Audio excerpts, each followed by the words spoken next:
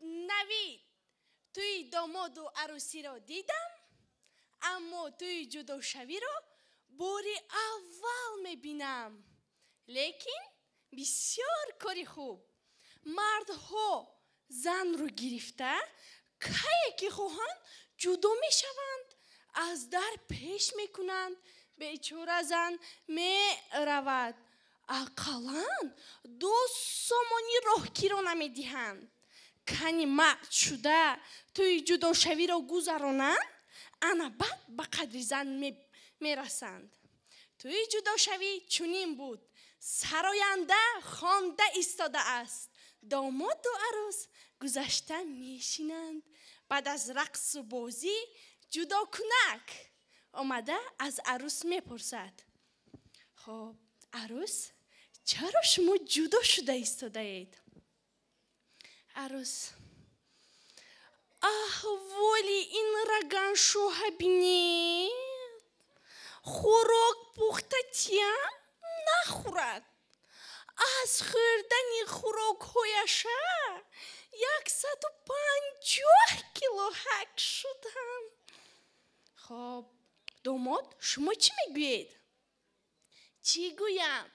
با پیشبندک دهانم رو میبندد و خور میگوید من خوردن نمیتوانم کو. باز تهدید میکند اگر یگان گپ گویی خودم در بالات میپرتم. آدم نمیش میگوید. در بین پدر عروس خوش میشود.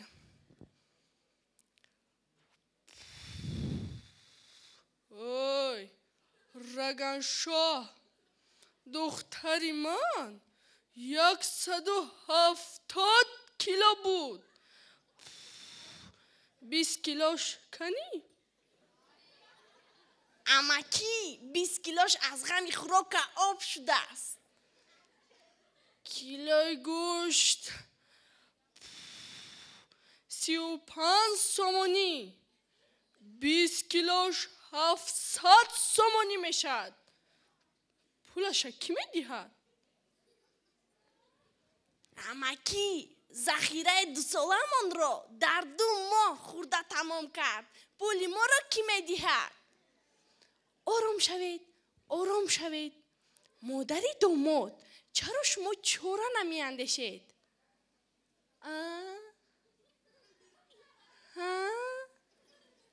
چرا نمی اندیشید؟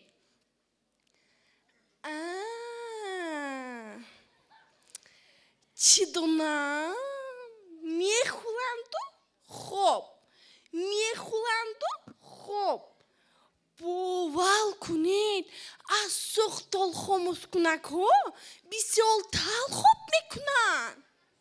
کلی نبینید پوفک بری دام کدگی سوزن زنید پک کده میکفد. در بین پدر عروس خوش می شود. اوی قاقگلک، دخترم مثل خودم ذاتی، مثل اجدادی تو بوزیدم قاق نه. خب جنجال نکنید، مراسا کنید. بیاید بهترش از داماد و عروس میپرسیم. داماد عروس را دوست میدارید؟ بله، اما میگویند جدا شو. یک زن اکونومیست گرفته میدهیم که کمتر خورد. در بین پدر عروس خوش میشود. جدا شود. یک دامادی آشپز میابم که برای دخترم خوراک های جنی منی پخته دهد. خب عروس، شوهرتون را دوست میدارید؟ دوست میدارم. از دوستداری من با جای خوراک قریب شوهرم خورم. نباشد قشه پیر شوید. والدین سرپول بهترش با یتیمان و معیوبان کمک کنید. این توی اختراع کرده شما به زیان مردم است. سلامت باشید.